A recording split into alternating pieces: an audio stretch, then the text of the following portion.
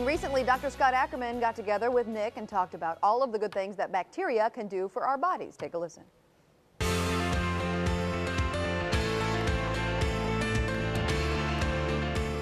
All right, so bacteria isn't all bad. In fact, there is such a thing as good bacteria. The type known as probiotics are working hard inside of our bodies right now. But how important are they? Dr. Scott Ackerman is one of the First Coast leading oncologists, and he joins us every Friday to talk about important health issues such as this. Welcome, Dr. Ackerman. Good to see you, Nick. Thank you. We get to play. This is stuff that I'm all about. This is amazing. For anybody that doesn't know, what are probiotics? So probiotics, in our intestine, we have bacteria. We have good bacteria, and they maintain the balance of our digestive tract. And in the digestive tract, there's 400 types, at least 400 types of probiotics. These reduce the growth of harmful bacteria, and they promote the growth of healthy bacteria to keep the digestive system healthy. So one example of a probiotic is Lactobacillus acidophilus. All these big names, Latin names like that. Right. But these probiotics, what you want is that probiotics to promote healthy bacteria in your digestive tract. And how exactly do they promote good health? Okay, well, I mean, aside from the digestion and those things, what is it that they're doing? How are they working inside of our bodies? Well, our immune system, a lot of it is located within the intestinal tract. There's a lot of lymphatics within the intestinal tract. About 60% of our immune system is in the GI tract. And if you incorporate probiotics in your diet, it'll help to improve the absorption of vitamins and minerals. It'll help to reduce constipation, make sure the bowels move properly. It'll reduce allergies, some say. It'll suppress the growth of pathogens in the gastrointestinal tract, which lead to diarrhea and bleeding and those sort of things. So it'll suppress that. And even there's some data to show that using probiotics and having the proper balance of bacteria in your digestive tract may even prevent colon cancer. And this is why people can't say I'm full of it.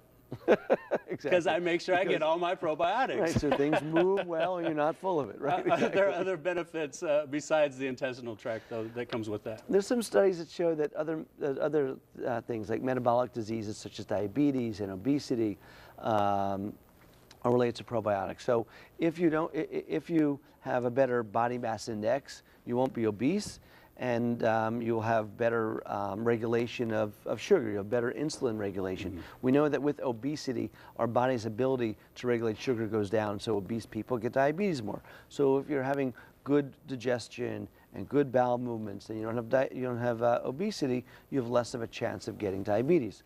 Also, probiotics and a good gastrointestinal flora will help with hypertension and with cholesterol. What happens is we have two types of lipoproteins which are part of cholesterol: the LDL cholesterol and the HDL cholesterol. That's low density lipoproteins and high density lipoproteins. The high is good, the low is bad. And a good bacterial flora in your digestive tract will diminish the low density lipoproteins and increase your HDLs, your high density lipoproteins. Is that something we should get checked? I mean, we do the blood tests and periodically. Should we be checking on those HDLs and LDLs? Yeah, so I try to check on that with my patients about once a year, once every other year, depending on how their overall health is. And what I look at is a whole lipid profile. The absolute cholesterol level is important. We want that below 190. We say 200. We really want that below 190.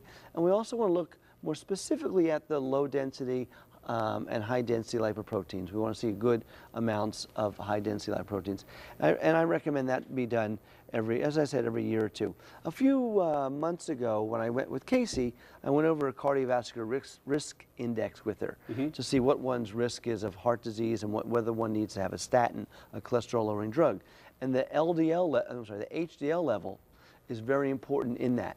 And the total cholesterol level is very important in that. There's a formula you could do. So it's good to look at that so you know what your cardiac risk is. Okay. Well, what are some ways that we can incorporate this into our regular diets? Well, I always say, and when I talk to you guys here a lot, I always talk about trying to incorporate things into your diet through regular foods, not really using supplements. When I talk about vitamins, I always talk about eating, the proper vegetables and bananas and those sort of things. So foods are much better for us. It's better to get these probiotics and so on and so forth from the foods, correct. Not necessarily. And here's some examples of foods here. There's some passing on the screen right now in front of the viewers. Yogurt or Kefir is a kind of yogurt. Sauerkraut, believe it or not, has probiotics in it. Soft cheeses, not the hard gouda cheese, but the softer cheese like cream cheese and cottage cheese and those sort of things have probiotics. Tempeh, which is a which is a protein, a non-meat protein, is also very good to have to get probiotics. And if you can't get it from these foods, if you don't eat a lot of dairy products, which these yogurts are, you can also get it from supplements. Now, as I said, I don't usually recommend supplements. I prefer getting it from food in and of itself, but it's okay to supplement a little bit with some supplements, but just not to depend on that solely. And so here's an example of some supplements that you can use to get some more probiotics in your system. Yeah, and I've seen on the shelves, you got Whole Foods and Native Sun in those places. They have like a powdered probiotics with a million, IUs or whatever it is. Right. Is there a certain one, if we are doing the supplements, is there a certain number we should be looking for? No, I would just take a look at the, here's an example. Here's one that we got from the store today.